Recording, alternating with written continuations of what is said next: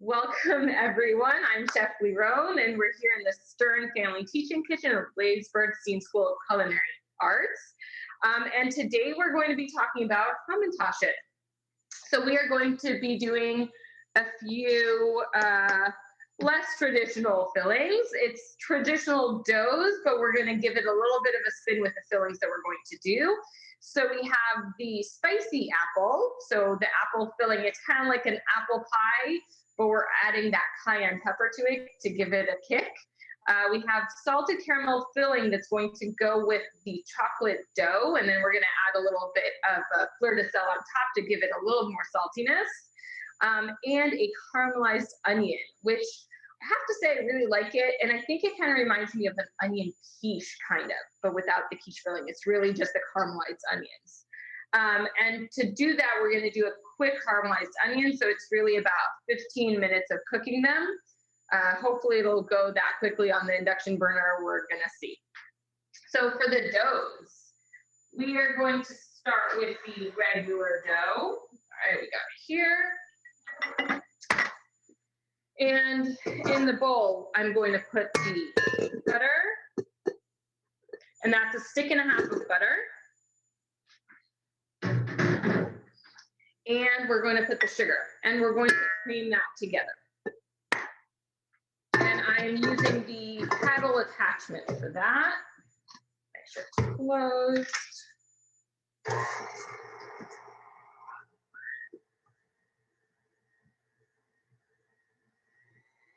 Right, and the butter here is at room temperature. I actually left it out overnight. That makes it extra soft, making sure that it really will be soft enough and will cream much quicker. All right, and we're gonna use a spatula.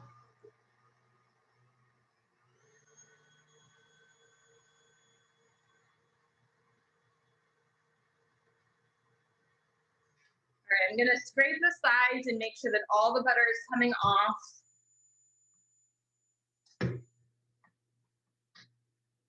All right.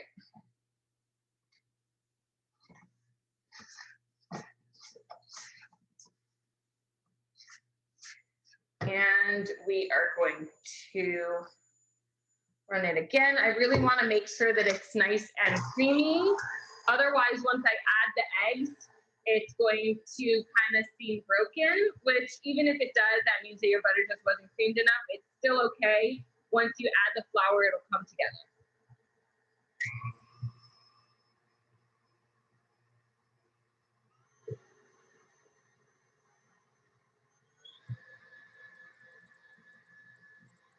Right, just gonna wait a second, and I'm gonna use this bowl that I had for the sugar, and I'm just gonna crack the eggs into it to make sure I don't get any shells.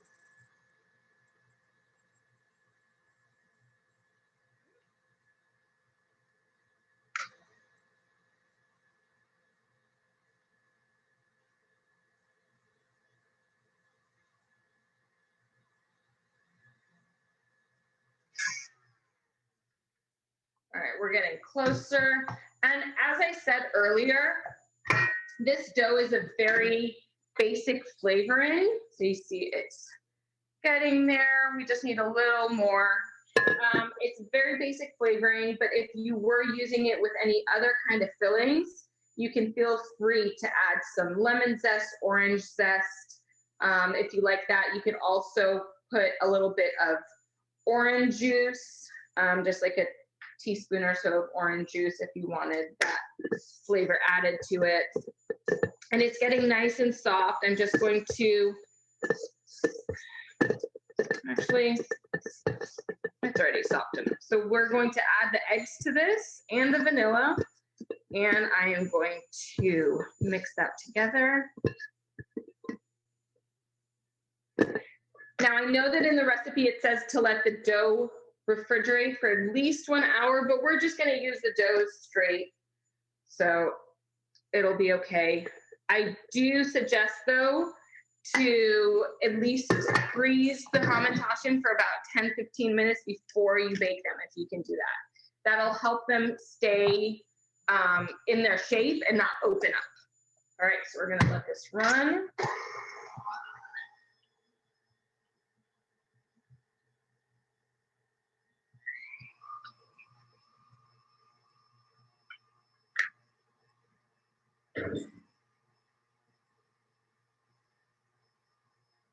All right, and we need to make sure to scrape the butter from the sides of the bowl. Like sticking.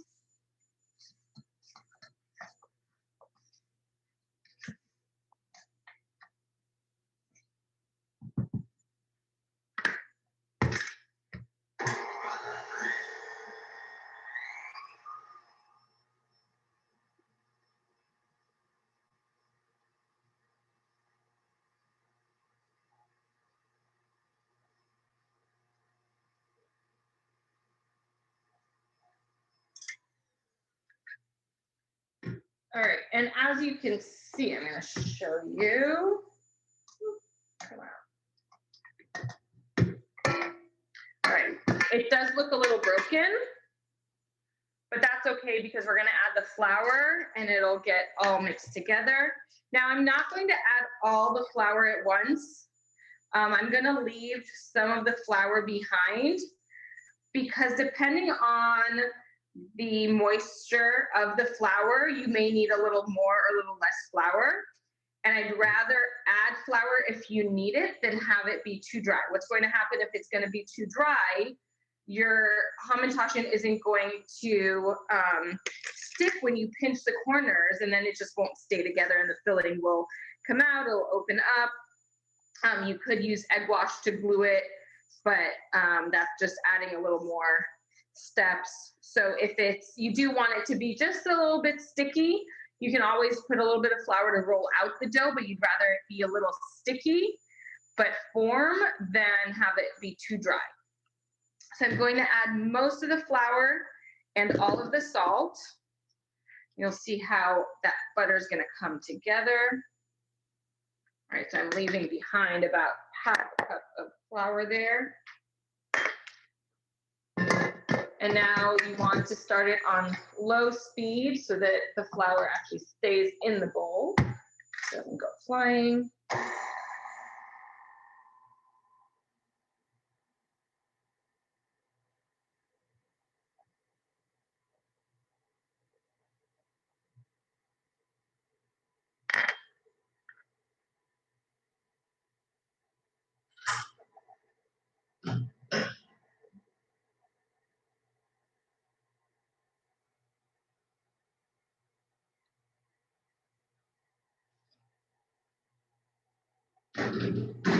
All right, and once I see that dough actually coming together, it looks to me like it's just enough flour. You are also going to add more flour as you're rolling the dough out. And if you use it again and again, you keep on adding more and more flour. So it's okay to have a little less to begin with, and we're gonna add more as we go. So now you can see it's a little bit sticky, but it's not sticking to my hand. So it's a good consistency. We're gonna wrap that up with plastic wrap and we're gonna do the chocolate dough. The chocolate dough is really the same. I only took out I took out a quarter cup of the flour and I replaced it with cocoa powder. And again, I'm going to leave out some of the flour to make sure that we're not making it too dry. All right, so I'm just gonna scrape up there's the dough.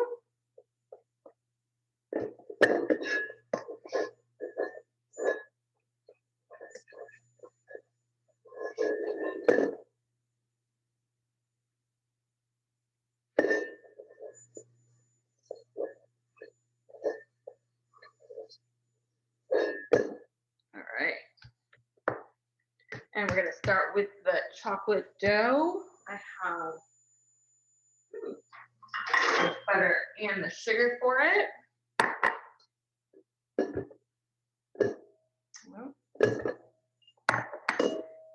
And obviously, when you're doing things like this, it would help and make it faster if you cut the butter up and don't have it in large chunks. But since I left it out overnight, it's a little easier to work with as a chunk. All right, we're going to start that going, and I'm going to, Yeah. When I go to the store, there are a variety of butters. The Kubra, the Europeans seem more expensive. Yes, they are the fancy butters. You can use it unless you have a really like sensitive palate. I don't think that you would tell the difference if you were using the Fugra or anything else. I can tell you, working at Disney at the Grand Californian, we used regular unsalted butter for everything except for Napa Rose restaurants. Napa Rose used only the Fugra. I'll appreciate that if I ever get to go back.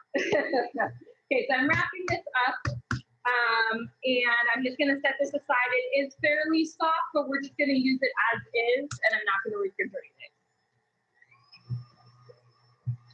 All right. But if this was not the mattress of Zoom, you would be refrigerated. Yes, I would have refrigerated it for about 30 minutes to an hour.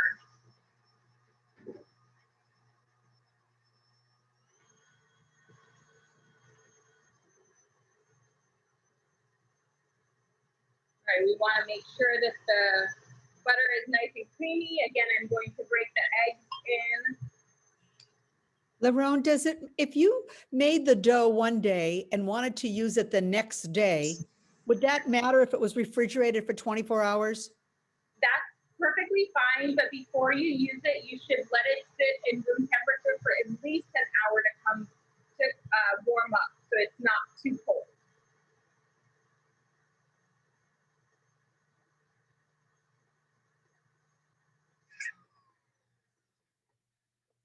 All right. Yeah, you can definitely do the dough ahead of time the day before. Just make sure you're taking it out at least an hour before you're going to use it. Otherwise, it'll be too hard for you to work with.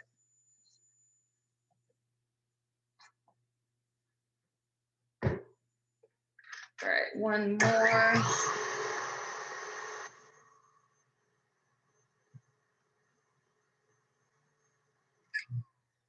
All right, and I'm going to scrape. So it's important that you scrape the sides of the bowl before you add the egg. That way it helps ensure that you're getting all the butter mixed in and not just mixing the egg with that top layer of the butter. All right, so let's scrape that, add the eggs and the vanilla.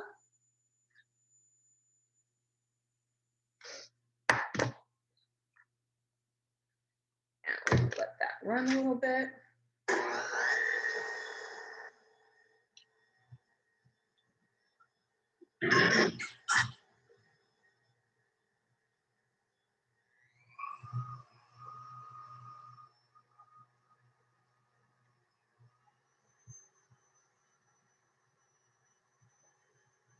All right, and again, it's very important to scrape the sides as you're going.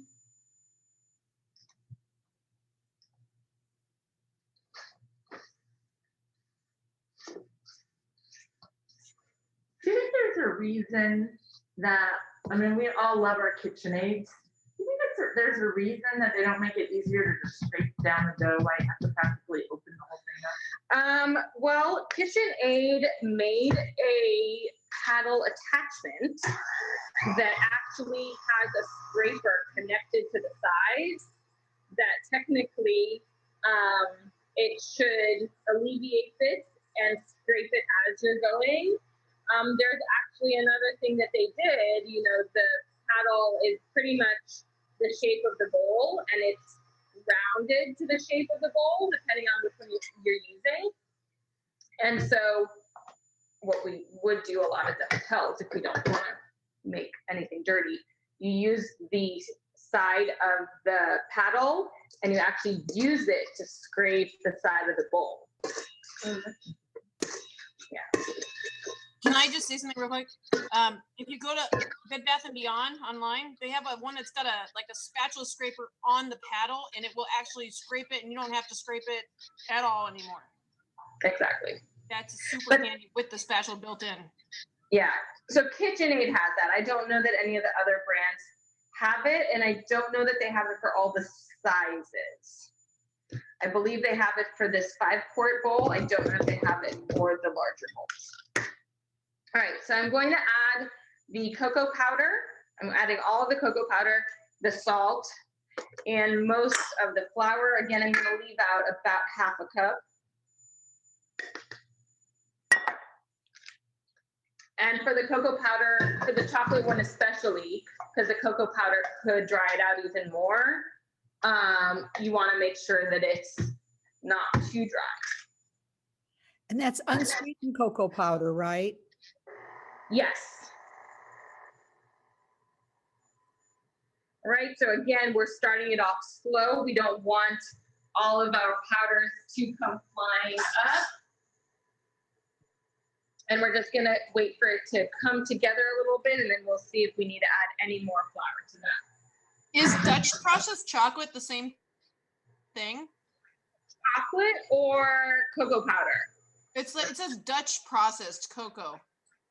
Yeah, it's just, I mean, it's good. That's definitely one of the better ones.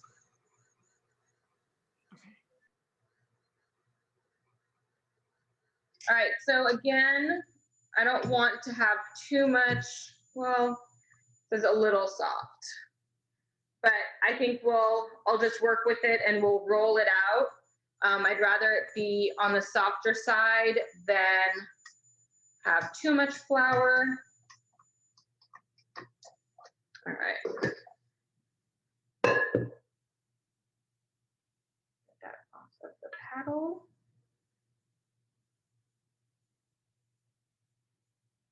All right, and my oven is set to 375 degrees.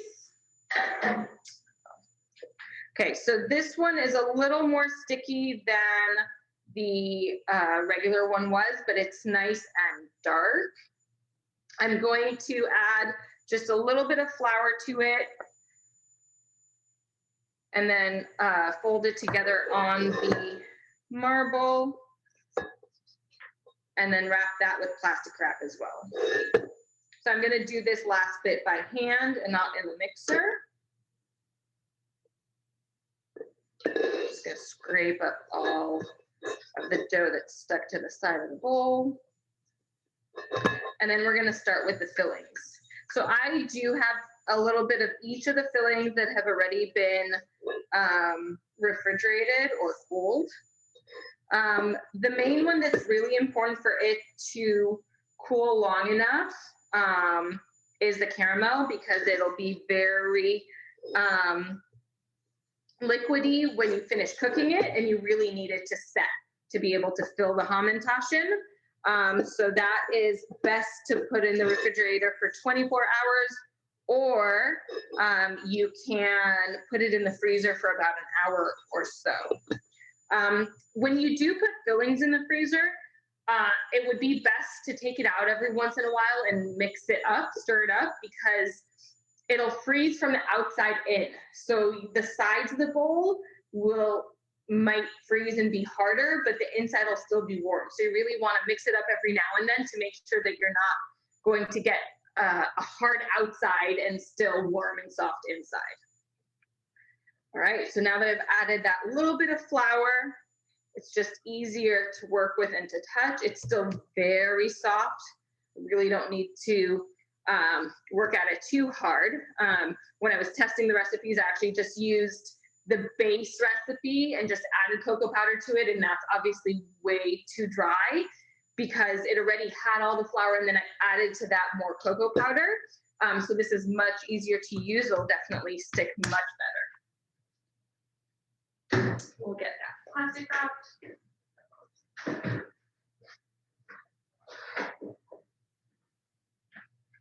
And when you do wrap doughs like this, if it's pie dough or cookie dough, anything you're doing, it's always good to have it in a disc. It's better because that's the way that you're going to start rolling it out. You don't have to knead it then, but also a thin piece, because to start with a very thick piece and start rolling it out, it's much harder, especially if you're refrigerating it.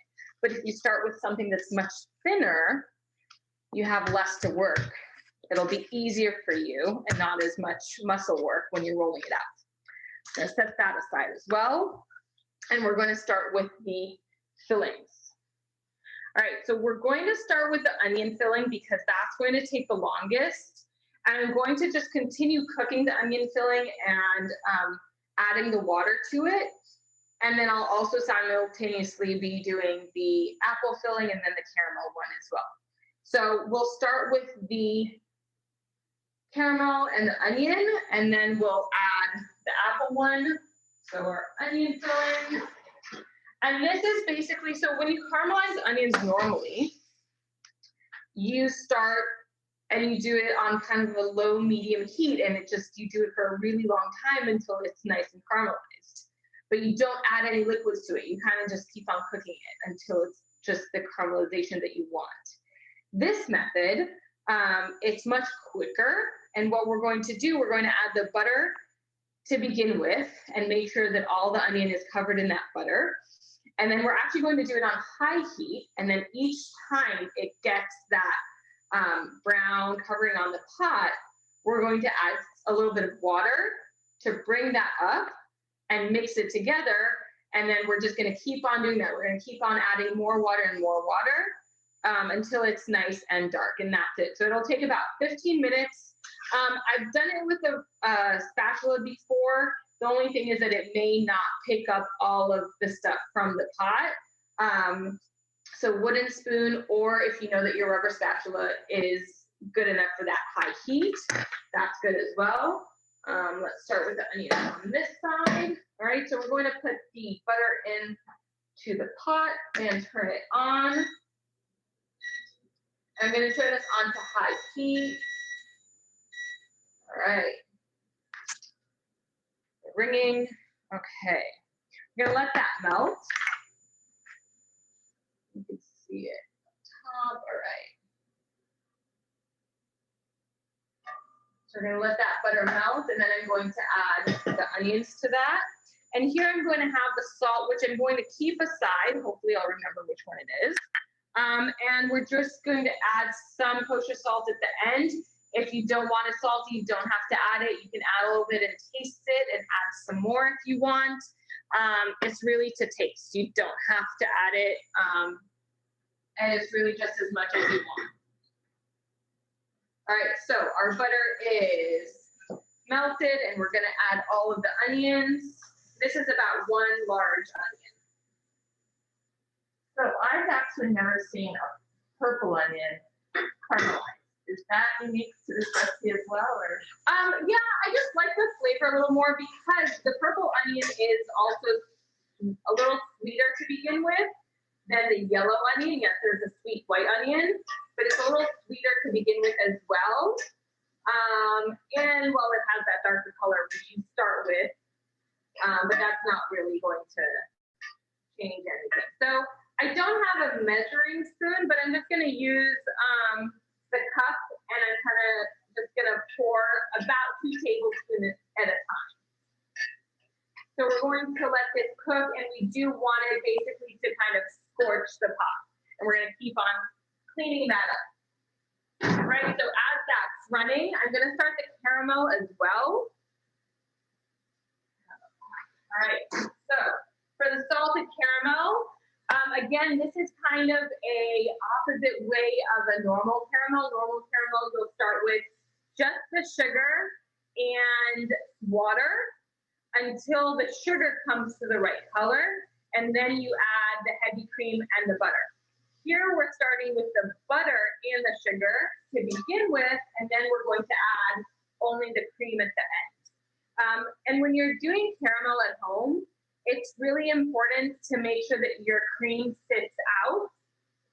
The colder it is, the more it's going to steam up and also seize when you're mixing it in, because there's such a big difference in the temperature between the cream and the caramel. So room temperature cream is always much better than cold cream. So we're going to start with the sugar and the butter, and it's just 1 stick of butter for this recipe.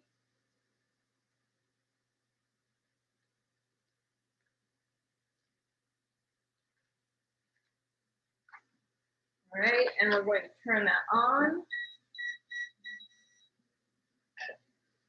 All right, and you can see that the pot is already starting to brown a little bit on the onions. I'm going to give that a little more.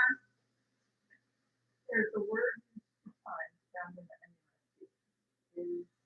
Fond. Yes, that's the brown on the bottom of the pot. What's the word? Fond. F-O-N-D? Yes. So it's basically all the flavor from the onion is getting stuck onto the bottom of the pot.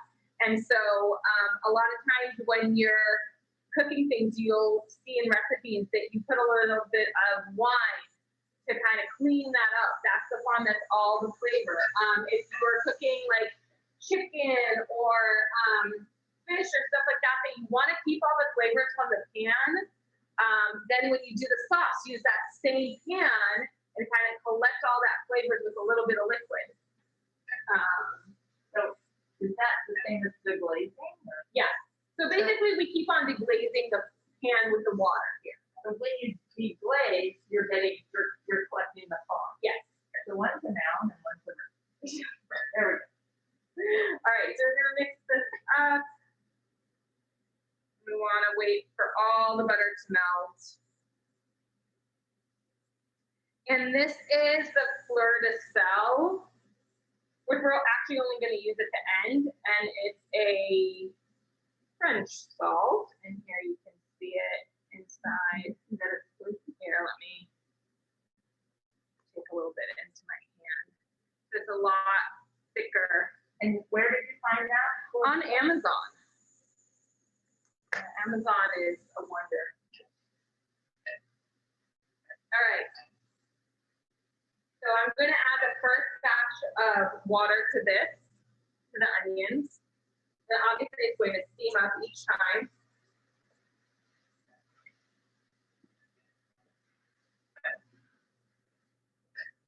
And we really want to try and scrape up all that from the pan.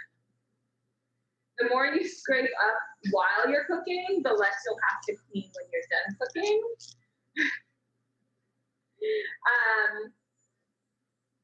But a trick also to get burnt things off of the bottom of the pan of the pots, put some soapy water, a lot of soapy water, and boil it. That will make it easier to clean it, especially when you're doing like hard caramels or if you burn something. All right, so the butter here is almost melted. Once the butter is all melted, we're going to let that boil. I just want to make sure that it's all melted. All right, now because we have added the butter here, not the sugar, it's going to look to you like it's separated a little bit because there's that layer of fat. And it needs the cream to emulsify together.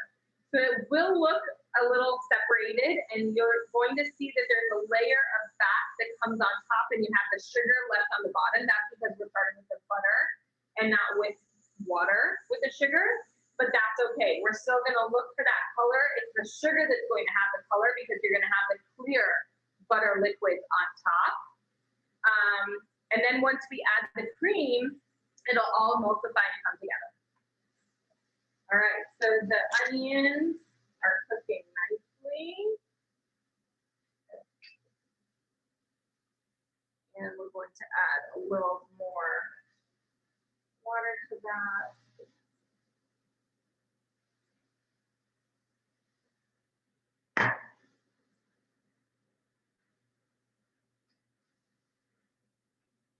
And obviously for the onions, it'll depend on how many onions you're making and the size of the pot, everything. So, I mean, it's not exactly 15 minutes, but pretty much around 15 minutes, you'll see that we'll have the onions beautifully caramelized. So they're already getting very soft, and we just want them to brown a little more. All right. Stir that around a little bit. And then for the caramel, we're going to be adding a little bit of brandy and vanilla, and we're going to add those after it's already cooked, after we've added the cream to it. obviously, you don't have to add the brandy. You can also add other liquors if you like to. You don't have to stick only to brandy. What about rum flavoring? What? What about rum flavoring? Yeah, you could definitely do that. It's depending on the flavor. You know, if you're gonna change, you're adding this to a chocolate dough, so depending on the combination that you want, you just want to kind of pay attention and make sure it's not the flavors aren't going to clash. All right, so we're waiting for this to get a little more fond on the pan. You see it's still pretty clean. So we're gonna let that cook a little more, and we're stirring caramel. All right, I'm gonna turn this higher just so that it'll caramelize a little faster. And then we are going to add them to these bowls.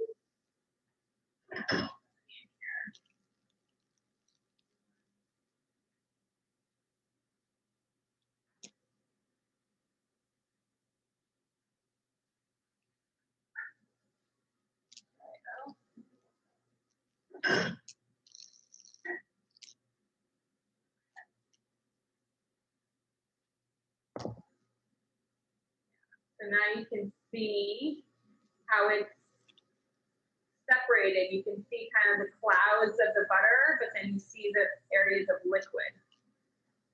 All right, we're gonna let this get a little bit darker. It's deceiving. It's going to look a lot darker. Ooh, this one's really good. All right, so we're gonna add the water to this.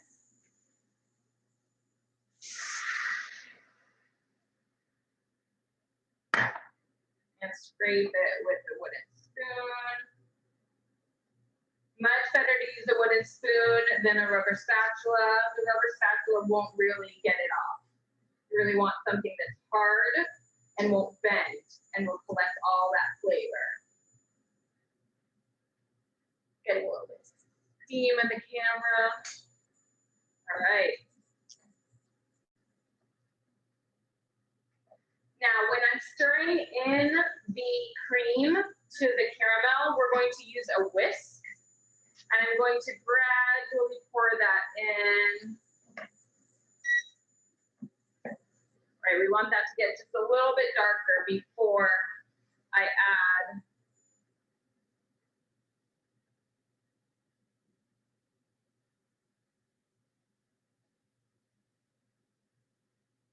just a little darker. All right.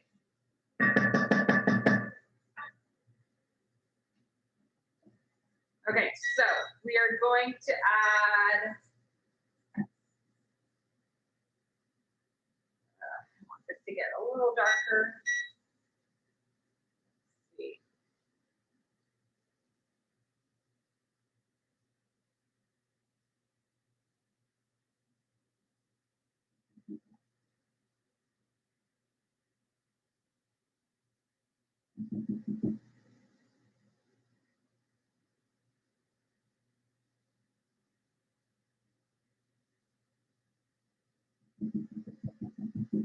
All right, so I'm going to use a whisk for the caramel. And we are going to add the cream. All right, and, oh, it's back to bubble. All right, we're gonna let that boil a little longer. For some reason, it stopped boiling. All right, but we're gonna add one last batch of water to this onion. It's already pretty soft. We just want it to be a little softer.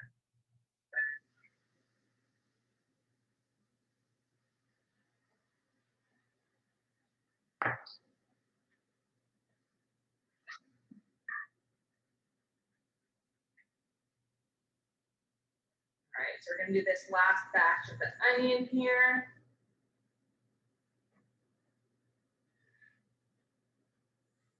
Okay, now that the caramel is boiling again,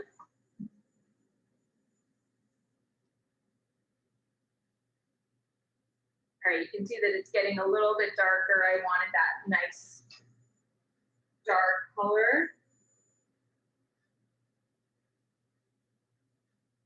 All right, if it's going to be too light, then it'll just be too runny when you're done, because if you look at the colors together, this is the caramel that is finished, and this is without the cream. So once you add the cream, it's going to make it a lot lighter. So you really want it to be darker so that you'll get this color as a finished product.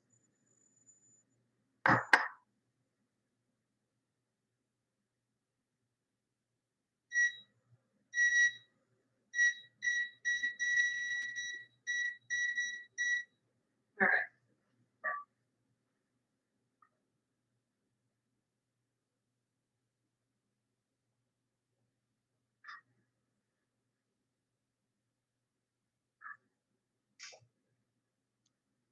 All right, so for the onions, I'm just going to finish cooking this until all the water is evaporated. And then we're going to set this off. And I'm going to start with the apples here because I really do want to make sure that the caramel is the right color. I don't know why it stopped boiling, but we want to make sure that it comes to the right color before we add the cream to it. All right, so our onions are almost done. We have a little bit more liquids left to evaporate. And you can see how they're very soft. And obviously, if you wanted them a little darker, you can continue cooking it. It really depends on what you like and how dark you want them. You can also add, instead of the water one of the times, you can add some white wine if you like. That's definitely an option as well. All right, so now that the onions are done, I'm going to turn it off. I'm going to take some of this kosher salt that we had and I'm going to sprinkle it on top. Stir that in.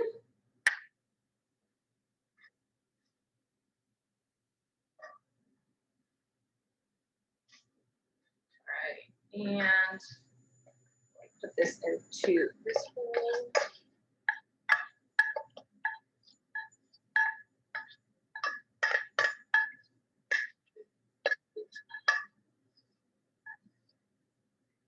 All right.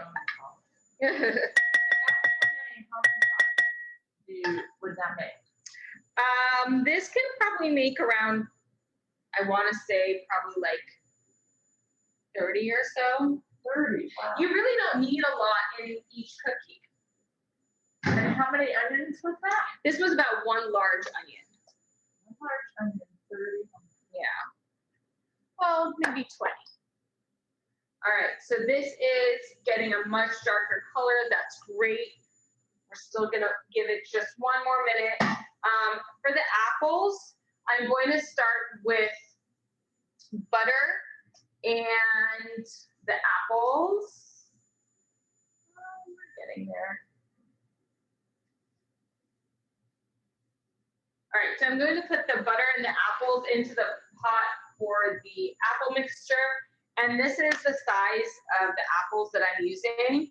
I really do want to cut the apples as small as you can pretty much because you need to remember that you're going to be putting that into these small Hamantaschen. So you want it to be small enough to be able to put a nice amount into each one. And that's how many apples? This is 2 Granny Smith apples. So we are going to first cook the apples with, It looks like 10.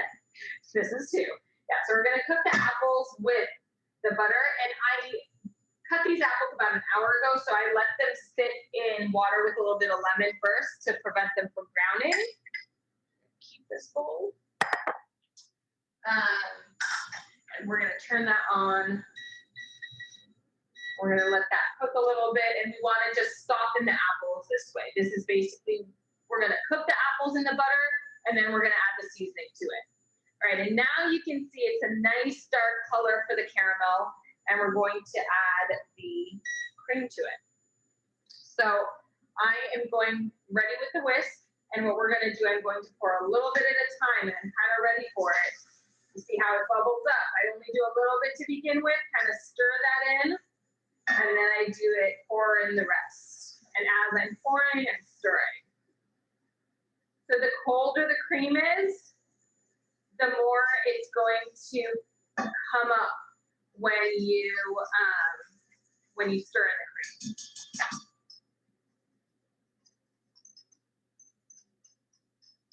All right, now the pot is very hot because it's been cooking. So we are going to transfer this into a bowl.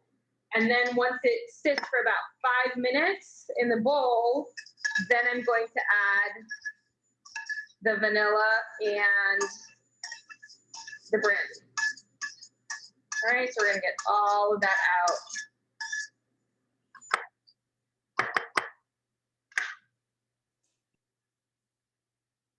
Make sure we get it all. Now, even though I wasn't stirring it with a spatula, I was just kind of moving it around in the pot, the bottom of the pot still didn't burn. You can see there really isn't any spots that burnt, so you don't have to worry. And when you cook with sugar, the reasoning to that is that you don't want it to crystallize. I'm gonna move this here. Once sugar boils, you don't want to move it around too much. That'll cause it to crystallize. All right, we're gonna keep this, keep the spatula, and we are just going to mix in the alcohol and vanilla and the salt when we're done. All right. So for the apples, the butter is melted, and I want to make sure I'm stirring it all together. And again, the apples will also reduce their size a little bit, and they're going to get smaller as they're cooking.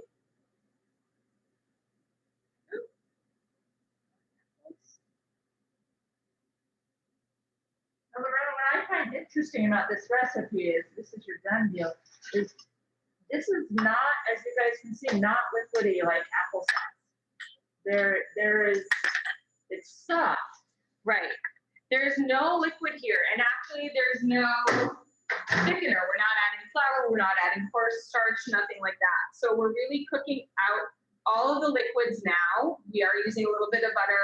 You can see that there's some liquids that are coming out from the apples, but we're going to cook all those liquids out, and that's it. And we're not adding any more liquids.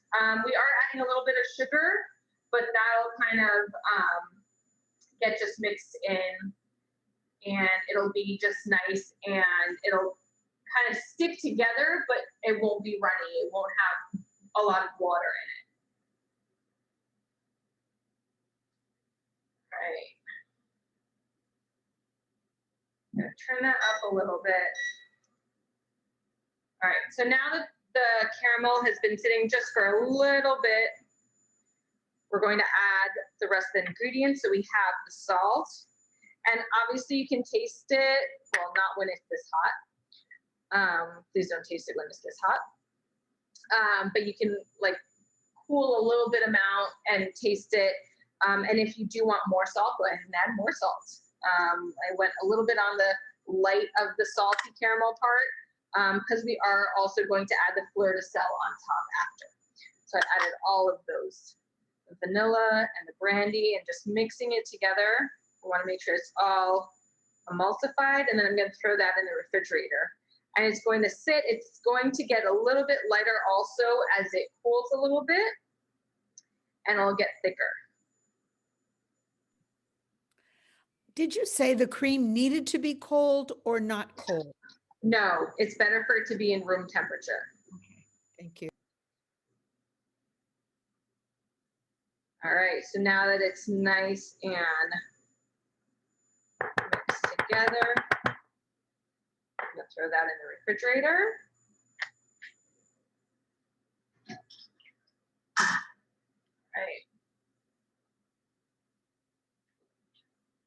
And careful because the bowl is going to be very hot.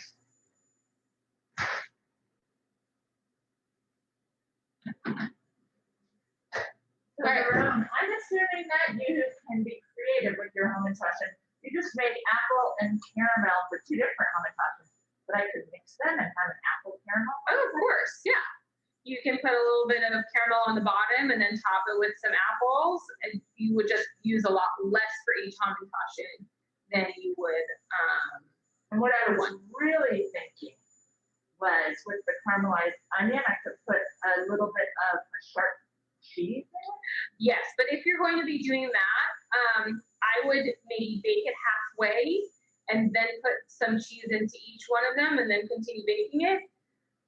If it's mixed in, you can also put a little bit, but if you want it on the top, I would do it halfway through so it's not in the oven for too long. But definitely. Too bad we didn't think about that before you went shopping. All right, so you can see that all the liquids that we had in the pot have already evaporated. And we're just going to keep on cooking this just a little bit longer so the apples are a little softer. And because they're also cut so small, it cooks much faster.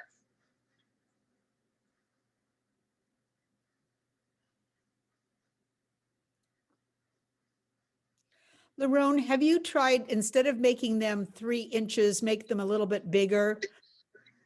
Yeah, I mean, look, you can do them any size you want. I actually normally would probably go smaller rather than bigger, because if you go smaller, people can have different flavors and they don't feel bad if they're eating more than one. But it's also a lot of work if you make it It is bigger. a lot of work, yeah. But you can definitely make it a little bigger. I was thinking 4 inches. Yeah, you can go ahead and do it 4 inches. Obviously, you just need to kind of eyeball the filling compared to the size of the dough that you have. So you want to make sure that it's not too much filling for the dough that you have. And also, you don't want it to be too little because then you're just eating a lot of dough. So do one and test it just to see that you're doing the right amount of filling, and then you can do all the rest of that. All right, so now that the apples are nice and soft, I'm actually just going to turn this off because the pot is already very hot. I'm going to add, we have brown sugar, cinnamon, a little bit of salt, ginger, is that powdered ginger? Powdered ginger, and the cayenne pepper.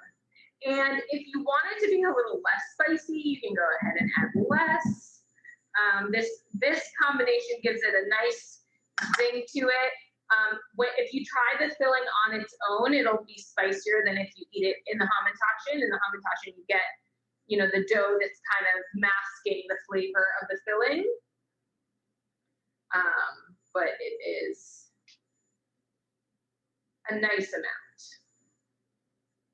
You can also add a little bit of chili flakes if you really do like it nice and spicy. Go ahead and add a little bit of chili flakes.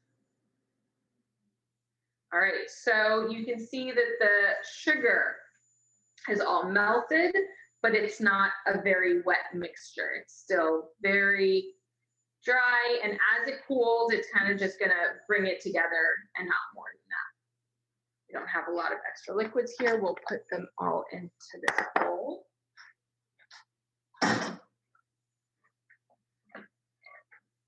This week, when I was walking by the kitchen, I got a sneak peek of a different kind of Hamantaschen.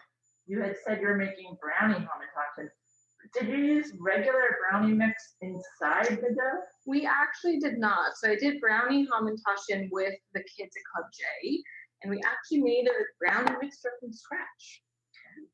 So it was butter, sugar, cocoa powder, and salt, melted butter. And then we added a little bit of flour and something else. Oh, egg first, and then flour and vanilla. And it comes to a consistency that you can roll. So the kids all rolled a little ball from the brownie mixture, and the dough that we used was an easier dough. It didn't have any butter. It used oil. So instead of, if you're doing this with kids, instead of having them roll out and then you kind of have scraps and stuff, I had them roll a ball out of it and then just smush it with their hand to make a disc out of it already, and then put the filling and close it up. And we actually have some of them here. So the finished product we have, it's basically just a brownie inside. Nice and delicious. Magic. I'm sure the kids loved it. All right, so if you remember, as we started, I put some Hamantaschen in the freezer. We're gonna throw those in the oven so that we see how they come out when they're done. All right, and I didn't use any egg wash, nothing, and this was a dough that had sat in the refrigerator for actually, I think about 2 days or so. And I just pinched the edges really well, but it's really good to freeze it. That'll help the corners stay together. So we're gonna put this in the oven. And we are going to start assembling ours. So we're gonna start with the chocolate one. And I'm only gonna take a small part to start with. And I'm going to make sure that I actually have the tray next to me that I want to use. And I'm going to be doing these on smaller trays because it'll be easier for me to put them into the freezer. So I'm only going to take a chunk of this. And we're going to start with that. And I am using a 3-inch cutter. I think it's about 3 inch. I actually didn't measure it. I kind of just eyeballed the size that I wanted it to be. Obviously, you can use a glass cup, you can use anything else that you want, or you can do the kids method and just take a ball and smush it up if you don't want to roll it out. So I'm going to use a little bit of flour on both sides, and you want to make sure that it always has the flour so that it doesn't stick. Both to the rolling pin and to the table. If you get a little piece that's sticking, then the dough will continuously stick to that part. So if you have some dough on your rolling pin, it's better to take it off of the rolling pin rather than just adding more flour, because as the flour gets worked into the dough likes to stick to dough. So it'll keep on sticking once the flour is all rolled into the dough. All right, and I prefer to do it a little thinner. I don't really like a very thick dough. All right, so once I feel, and I just feel it with my hands, kind of to feel the thickness of the dough and to make sure that it's all even. All right, and we're gonna use the cutter.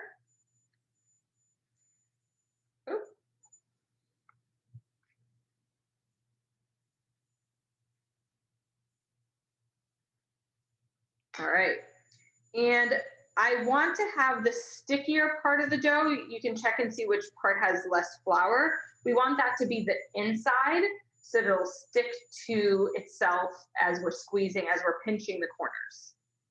And obviously the scraps you can put together and we will reuse them. Right, so we have here 4 of them. We're going to put the caramel filling, and I'm going to just use 2 spoons to scoop this out. And you see that it's a nice thick consistency. You can also, if you would like, instead of using spoons, depending on the consistency, you can put in a piping bag and you can just pipe the filling into Hamantaschen. And when I tested this, some of them did open. I was being impatient and I did not freeze it. And what happens when it opens is that the caramel all spreads on the tray. Now, if the caramel will stay in the cookie, it will be nice and soft. If it'll spread on the tray, then the caramel will get harder because it's basically continuing to cook the caramel. And so it gets hard once it cools. But as long as the caramel is inside the cookie, it will be nice and soft. And it kind of tastes like a Werther's candy. I like it a lot. All right, so to fold it, let's see if you can see from both sides. We're gonna try this. All right, so I hold it and I'm kind of like pinching it already into a triangle. And then I'm just pinching the 3 edges. And you want to make sure that all the way to the bottom, it's all pinched. We don't want any of the caramel leaking. All right, we're going to put that on there. and again. So I use my fingers and I kind of lift the two sides and the back, the third edge, to get a nice, even triangle. All right, pinching all the corners. It's easier for me to do it in the air than on the table, but you can also do it just directly on your work surface. And just looking to make sure that it's not cracking too much. All right, Lauren, I think we should trade. Let's see how easy this is. I think you should hold the camera and we'll see if I can do it that easy. Okay. Not that I want to be on camera, but let's see. So I start with a circle. Yeah. And I'm lifting the edges. Is it okay? Yeah. So it's pretty easy. Yeah. All right, thank you. All right, so we're just gonna tighten the edges. Good job. You get a nice triangle. All right, so before I put this in the freezer, we're gonna throw this in the freezer. I'm gonna take our fleur de sel, and we're going to sprinkle on each of them a nice amount.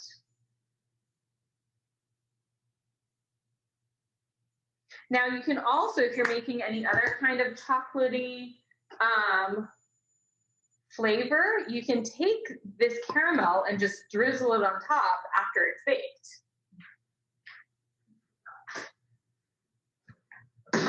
Okay, and the next one we're going to do, we'll do some of the onion. All right, so we're going to take this other one that we made, clean up the counter a little bit. I did not put a timer on. Oh, and I see that one open, but that's okay. And again, this dough is not the fresh dough, so this was a little, it wasn't as sticky. It was a little harder, and so it wasn't sticking to the corners as much. This dough is much softer. It'll be easier, and the corners will stick together much easier. All right, so we are going to do this one quickly, and then I will show you the pictures. I'll send you the pictures of all the finished products, but I just want you to see about how much filling I'm going to use of the onion. And then by the time we're done, we will have hopefully those apple ones out of the oven. And if anyone has any other questions.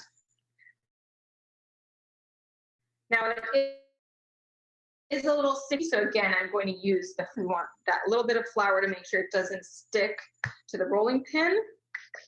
And if you need to add more as you go, add more. And I like rotating the dough. That way I roll it out to all directions evenly. It's easier than moving your body. And it also ensures that the bottom isn't sticking. Because if it's sticking to the counter, then you just need a spatula to get it up, or it's not going to keep its shape. So I just find it's easier that way. You're making sure that it's not sticking as you're rolling. So people out there in Zoom world, tell us what kind of Hamantaschen you're planning to make. Deborah, it sounded like you had 9 recipes. Which flavors are you using?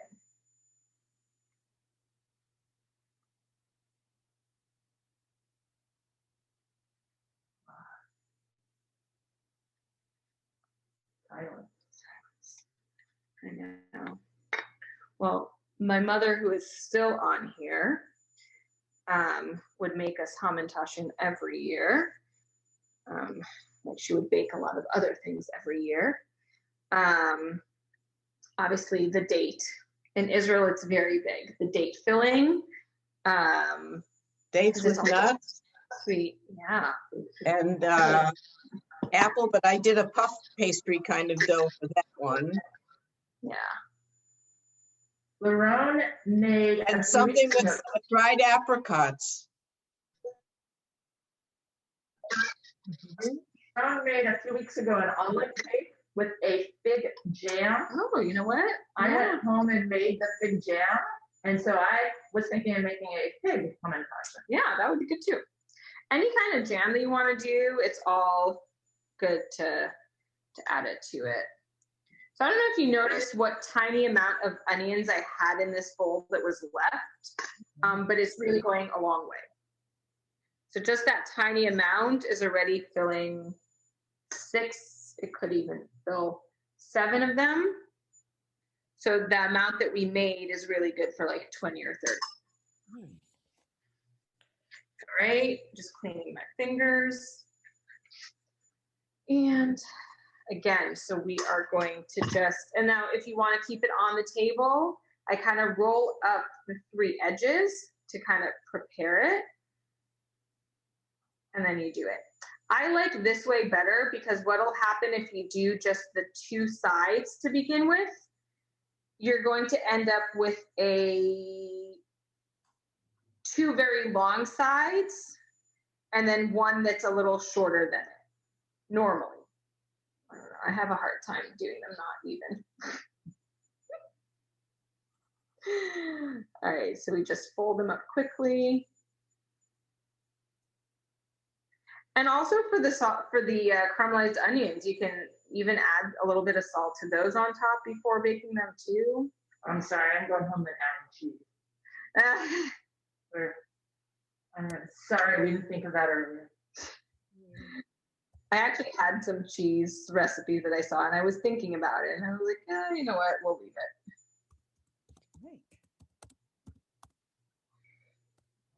All right, so we have these. I'm going to put these in the freezer as well. Thank you, Deborah.